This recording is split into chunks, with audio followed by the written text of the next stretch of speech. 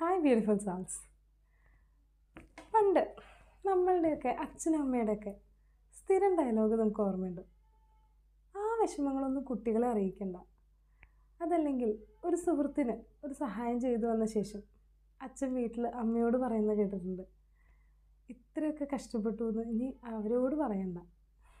അമ്മ പറഞ്ഞിട്ടല്ല, പക്ഷേ അത്തരമൊരു 2 സെൻറ്റൻസിൽ ഒതുങ്ങുന്ന ഒരു ഡിസ്കഷൻ അത് സ്ഥിരമായി നമ്മൾ വീടുകളിൽ കേൾക്കാറുള്ളതാണ്. പക്ഷേ ഇന്നത്തെ കാലത്ത് ആ ഒരു ചിന്താഗതിക്ക് കുറച്ച് മാറ്റം വന്നിട്ടുണ്ട്. അത് പാരൻസിൻ്റെ സൈഡിൽ നിന്നായിക്കോട്ടെ, ഫ്രണ്ട്സിൻ്റെ ഇടയിലായിക്കോട്ടെ, അത് വളരെ ഹെൽത്തി ആയിട്ടുള്ളൊരു മാറ്റമാണെന്നാണ് എൻ്റെ അഭിപ്രായം.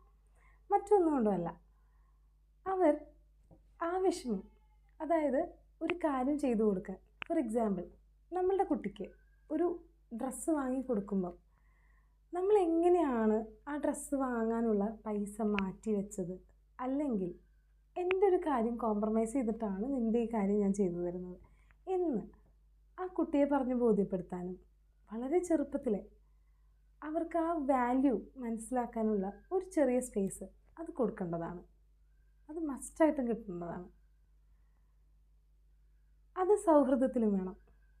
സൗഹൃദത്തിൽ മാത്രമല്ല, ബന്ധങ്ങൾക്കിടയിലും, എല്ലാ ബന്ധങ്ങൾക്കിടയിലും അത് അത്യാവശ്യമാണ്. പലപ്പോഴും തോന്നിയിട്ടുണ്ട്, എത്ര എഫേർട്ട് എടുത്ത് നമ്മൾ ഇമോഷണലായിക്കോട്ടെ, ഫിസിക്കലായിക്കോട്ടെ, ഇക്കണോമിക്കലായിക്കോട്ടെ, പല രീതിയിൽ എഫേർട്ട് എടുത്തിട്ടാണ് പല ആളുകൾക്കും ഹെൽപ്പ് ചെയ്യുന്നത്. താങ്ക് യു എന്നുള്ളൊരൊറ്റ വാക്കിൽ പലപ്പോഴും അതിൻ്റെ പ്രതികരണവും തീരും.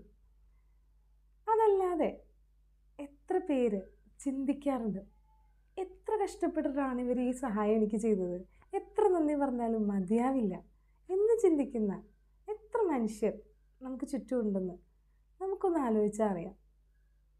ഇത്രയും പറയുമ്പോൾ തന്നെ നമുക്ക് പലരുടെയും മുഖം മനസ്സിൽ വന്നു പോയിട്ടുണ്ടാവാം. നമ്മൾ ചെയ്തു കൊടുത്ത സഹായത്തിന് ഒരു വില പോലും കൽപ്പിക്കാതെ, അതല്ലെങ്കിൽ നാളെ അതിനേക്കാൾ വലിയൊരു കാര്യം വരുമ്പോൾ ഇതിനെ തഴഞ്ഞു പോകുന്ന എത്ര ആളുകളെ നമ്മൾ കണ്ടിട്ടുണ്ട്, അല്ലേ? അത് മാറണം. അതിനുവേണ്ടി 2 വരി ചേർക്കാം. എന്ത് സഹായം ചെയ്തു കഴിയുമ്പോഴും ഇത്ര എഫേർട്ട് ഞാൻ എടുത്തിട്ടുണ്ട്, ഇത്ര പെയിൻ ഞാൻ എടുത്തിട്ടുണ്ട്. അത് കണക്കല്ല, കണക്ക് പറച്ചിലല്ല, ജസ്റ്റ് ഒരു റിമൈൻഡറാണ്. അവർക്ക് വേണ്ടി നമ്മൾ ഇത്രയും സഹിച്ചിട്ടുണ്ട്, അത്രയും സ്നേഹം എനിക്ക് നിന്നോടുണ്ട്, അതുപോലെ ഈ കാര്യത്തിനും ആ വാല്യൂ നീ കൊടുക്കണം എന്നുള്ളൊരു റിമൈൻഡർ. അത് ഇനി തൊട്ട് നമ്മളുടെ സംസാരത്തിൽ നമ്മൾ എന്ത് ഹെൽപ്പ് ചെയ്യുമ്പോഴും കുറച്ച് സെൽഫിഷായിട്ട് തോന്നിയാലും അത് പറയുന്നതായിരിക്കും നല്ലത്. ഭാവിയിൽ നമ്മൾക്ക് വേദനിക്കേണ്ടി വരില്ലല്ലോ, അവർക്കും വേദനിപ്പിക്കേണ്ടി വരില്ല. അത് ചിലപ്പോൾ ബന്ധങ്ങൾ ഉലച്ചേക്കാം, അത് ഞാൻ പറയുന്നു, അത് ഞാനിവിടെ കൂട്ടിച്ചേർക്കുന്നുണ്ട്. പക്ഷേ ചിലപ്പോൾ അത് ബന്ധങ്ങൾ ബോണ്ടിങ് സ്ട്രോങ് ആക്കും.